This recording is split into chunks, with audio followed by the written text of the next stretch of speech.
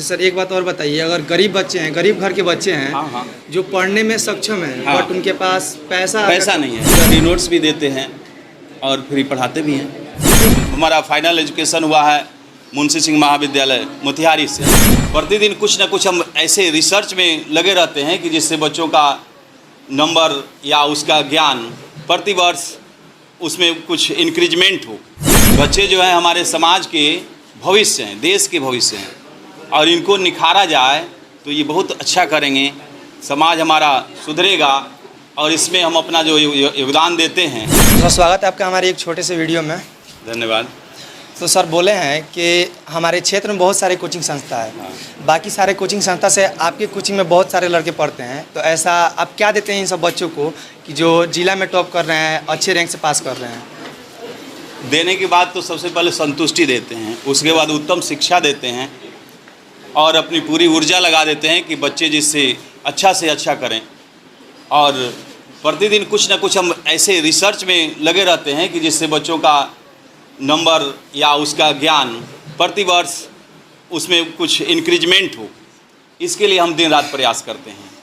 बच्चों को हम उत्तम से उत्तम नोट्स उपलब्ध कराने का प्रयास करते हैं, जो हम खुद तैयार करते हैं।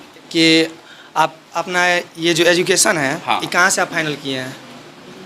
जैसे कि आप मतलब किस विद्यालय से एजुकेशन अपना लिए हैं? हम तो अनेक विद्यालय से, हमारा फाइनल एजुकेशन हुआ है मुंशी सिंह महाविद्यालय मोतिहारी से। और हमने अपना पेशा चुना यहीं, टीचिंग लाइन में हमारा शुरू से ही रुझान रहा।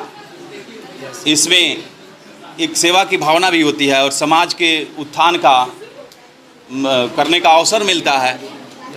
बच्चे जो हैं हमारे समाज के भविष्य हैं, देश के भविष्य हैं, और इनको निखारा जाए तो ये बहुत अच्छा करेंगे, समाज हमारा सुधरेगा और इसमें हम अपना जो योगदान देते हैं उससे हमको बहुत संतुष्टि मिलती है। अभी 10th का बहुत ही कम टाइम बचा है। हाँ। तो इस टाइम अगर कोई बच्चा आता है आपके पास पढ़ने और उसका बेस कमजोर, तो आप उसकी कैसे तैयार करेंगे मैट्रिक एग्जाम देने के लिए? हाँ, बेस जिनका कमज़ोर होता है ना, उसके लिए हम एक्स्ट्रा क्लास की व्यवस्था रखे हैं। यदि वो वास्तव में उसमें क्षमता है और कहीं नहीं पढ़ पाया है तो उसका और बेस कमज़ोर है, तो उसके लिए हम एक्स्ट्रा क्लास दे करके उसको, और तब उसको फिर मेन फ्लो में लाते हैं। और फिर वो जो बैच जो हमारा पढ़ रहा है जनरल, उसमें भी रहेगा, और कुछ उसके लिए स्पेशल बैच की व्यवस्था करते हैं। आजकल काफ़ी सारे बच्चे ऑनलाइन क्लास करना चाहते हैं। हाँ। तो ऑनलाइन क्लास और ऑफलाइन क्लास में क्या अंतर है? ऑनलाइन क्लास में बच्चों को जो उनकी माने समस्या होती है वो ठीक से नहीं सॉल्व कर पाएंगे। ऑफलाइन में सीधे गेट टुगेदर होता है टीचर से, और वो अपनी समस्या सीधे सीधे बोल सकते हैं, बता सकते हैं, टीचर उनका समाधान कर सकते हैं। तो हम तो ऐसा पूरा प्रयास करते हैं।